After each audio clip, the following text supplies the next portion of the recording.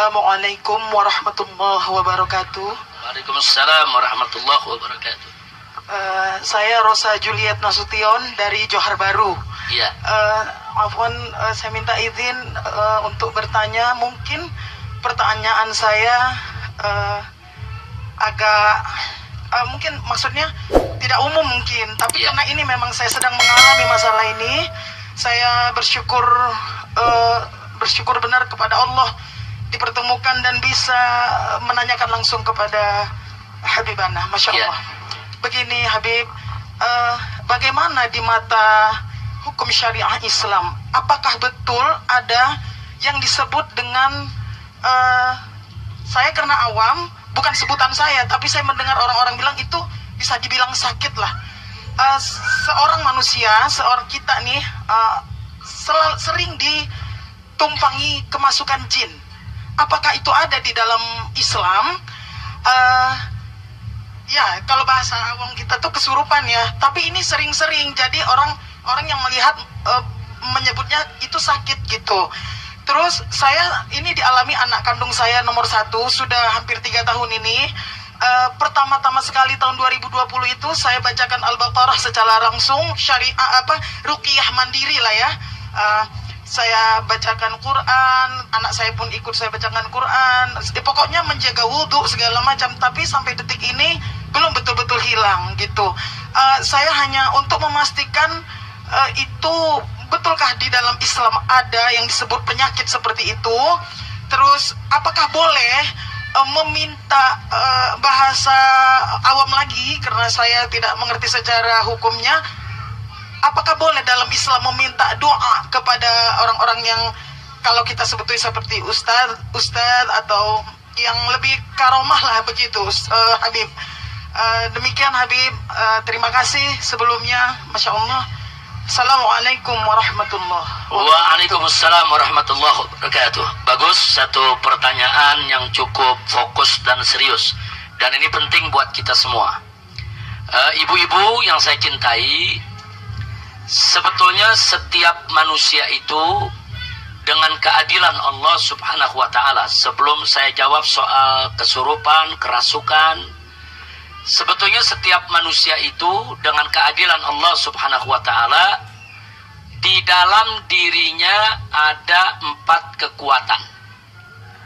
Yang 2 kekuatan menguntungkan, yang 2 kekuatan merugikan.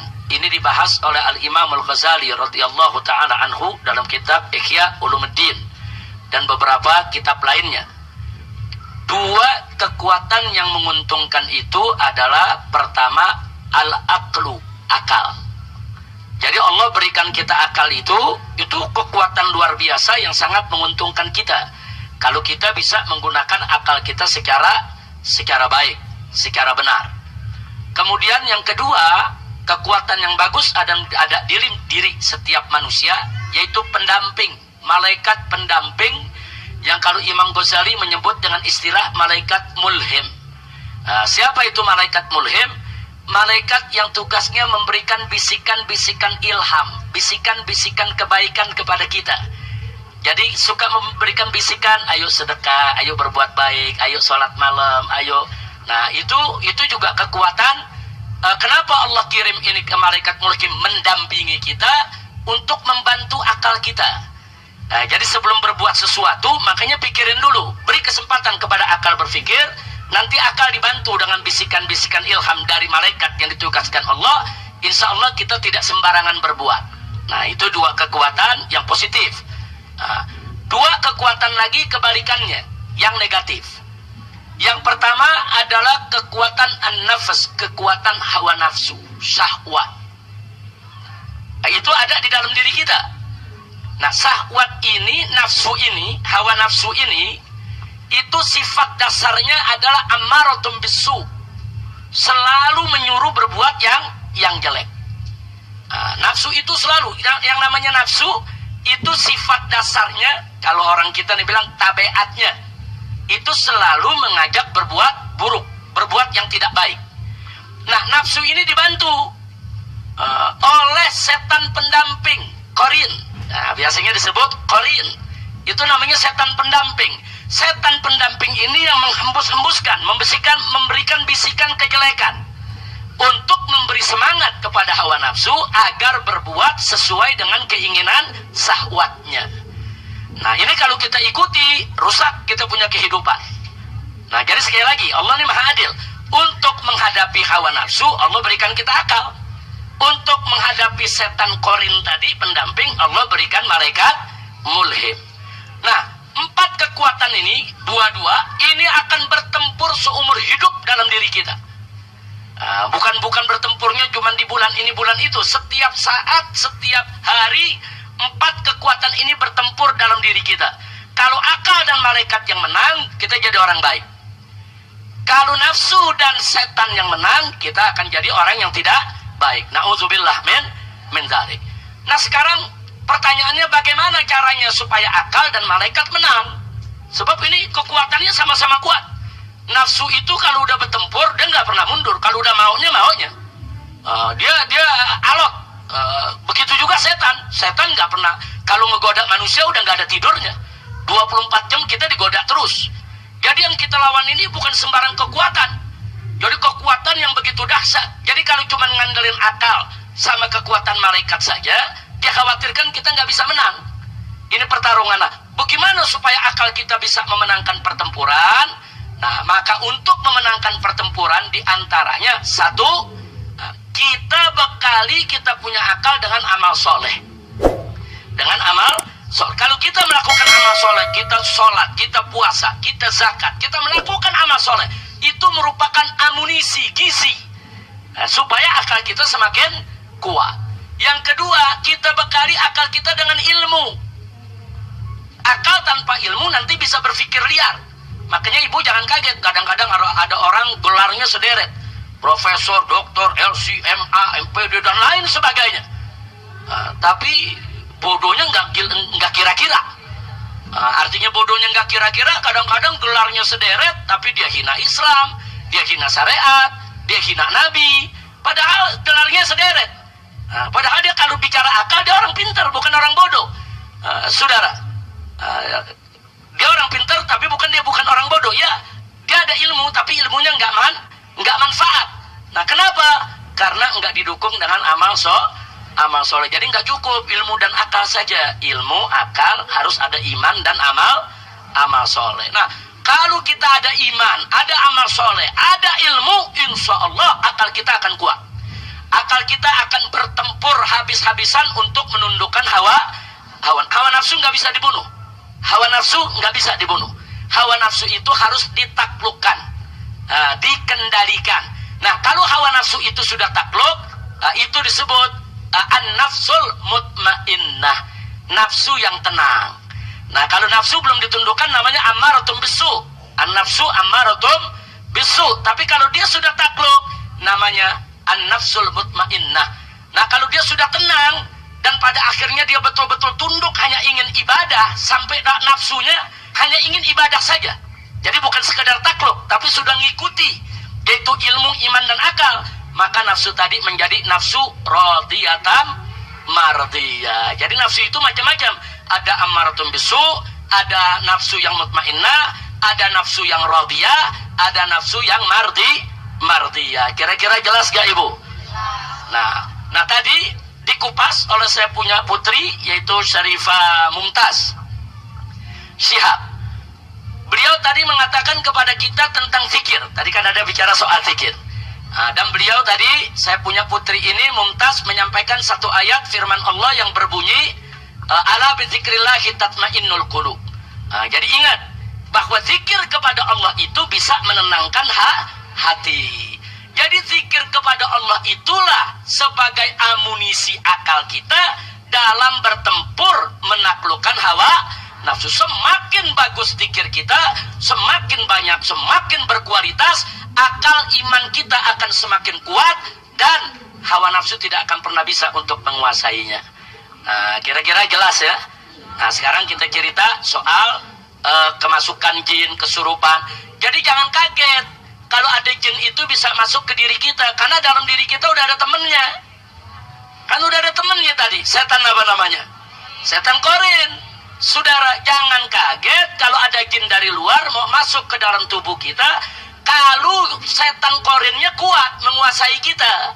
Kalau setan korinnya menguasai kita, dia tinggal buka pintu. Jin yang mana juga masuk dalam diri kita ya ikhwan. Na'udzubillah min dzalik. Maka itu jangan buat setan korin ini punya pintu untuk mengundang jin lain menguasai diri kita. Nah makanya kalau kita nggak meninggalkan sholat 5 waktu, zikir kita kuat, kita baca rotib, baca hizib, baca wirid, insya Allah tidak akan kesurupan, tidak akan kerasukan, tidak akan kemasukan jin yang lain manapun. Sebab jin akan merasa kepanasan manakala masuk ke dalam tubuh kita, sementara diri kita banyak berzikir, banyak wirid, dan nggak pernah meninggalkan sholat. Kira-kira jelas ibu ya? Dan ibu tadi sudah betul. Kalau ada keluarga kita yang kelihatannya berbeda, seperti dianggap kemasukan jin atau kesurupan, sudah betul. Ruqyah, yaitu dengan membacakan ayat-ayat suci Al-Quran. Ada ayat-ayatnya, ada bagian dari surat Al-Baqarah, ada bagian dari surat Al-Jin, ada bagian dari surat-surat lain. Dibacakan. Itu cara ibu sudah betul. Hanya saja kalau ibu merasa meruqyah anak ibu tidak berhasil, cari orang yang pandai ruqyah yang bisa berhasil. Biasanya ahli-ahli ruqyah yang kita cari yang akhlaknya bagus, bukan sekedar dia bisa baca aja, bukan. Maaf, ahli ruqyah kalau nggak bertakwa kepada Allah, nanti bisa juga ngambil kesempatan dalam kesempitan. Nah itu yang kita mesti waspada. Cari ustadz atau ustazah yang baik, yang akhlaknya bagus, yang memang dia tahu cara meruqyah. Kita utus anak kita untuk diruqyah oleh yang bersangkutan, boleh. Jadi ilmu ruqyah itu adalah ilmu yang diajarkan oleh Nabi kita Sayyiduna Muhammad Sallallahu Alaihi Wasallam. Nah sekarang pertanyaannya, bagaimana kalau kita minta doa kepada habaib, kepada kiai, kepada ustadz? Boleh, itu ajaran Nabi. Jangankan kita bu ya, Nabi alaihi salatu wassalam suatu ketika Sayyidina Umar ibn Khattab radhiyallahu ta'ala anhu pengen menunaikan ibadah umrah. Nah, saat itu Nabi nggak pergi umrah, Sayyidina Umar yang mau umrah. Apa kata Nabi kepada Sayyidina Umar? Nabi mengatakan kepada Sayyidina Umar, la tansani fid du'a ya ukhayya. Jangan kau lupakan aku dalam doamu, wahai Umar. Subhanallah. Wahai saudaraku Umar, jangan kau lupakan aku dalam doamu. Padahal kan Nabi nggak butuh doa dari sahabatnya, Nabi nggak butuh doa dari umatnya. Nabi udah dapat limpahan rahmat luar biasa dari Allah. Tapi kenapa Nabi masih nitip doa? Jangan lupa, ingat-ingat kita dalam doa ente. Nah ini makanya di sini perlu kita tahu bahwa Nabi dalam hal tersebut bukan butuh daripada doa kita, tapi Nabi mendidik dan mengajarkan kita. Kalau ada orang pengen umroh, minta doanya. Kalau ada orang pengen haji, minta doanya. Kalau ada orang-orang yang ingin musafir, doanya gobul, minta doanya. Nah kalau Nabi aja minta doa para sahabat, kenapa kita sombong nggak mau minta doa? Jadi minta doa kepada orang lain, ibu, itu ajaran Islam. Siapa bilang kita nggak boleh minta doa? Boleh, minta doa kepada ustazah, minta doa kepada ustaz, minta doa kepada habaib, minta doa kepada kiai, minta doa kepada orang-orang soleh. Tapi jangan lupa, sebetulnya ada doa yang gobol di rumah kita yang Allah nggak bakal tolak, yaitu doa ibu kita. Jangan kita repot nyari-nyari doa ke sono kemari, keliling ke sana kemari. Ibu kita lupakan di samping kita. Padahal kita punya ibu, kita punya ayah yang ada di rumah kita, doanya untuk anak nggak ada hijab. Nah, jadi sekali lagi sebelum kita keliling doa kemana-mana, minta dulu doa kepada ayah dan ibu. Insya Allah, mudah-mudahan anak ibu Allah kasih sehat, sembuh, dan ibu-ibu di sini nggak usah khawatir dengan hal-hal yang sedemikian rupa. Semua bisa kita atasi, yaitu dengan jangan tinggalkan sholat 5 waktu, jangan tinggalkan puasa Ramadan, jangan berbuat maksiat. Dan ada waktu-waktu tertentu Nabi memberi isyarat, kalau maghrib tutup pintu rumah, masukkan anak-anak ke rumah. Itu ada hadisnya.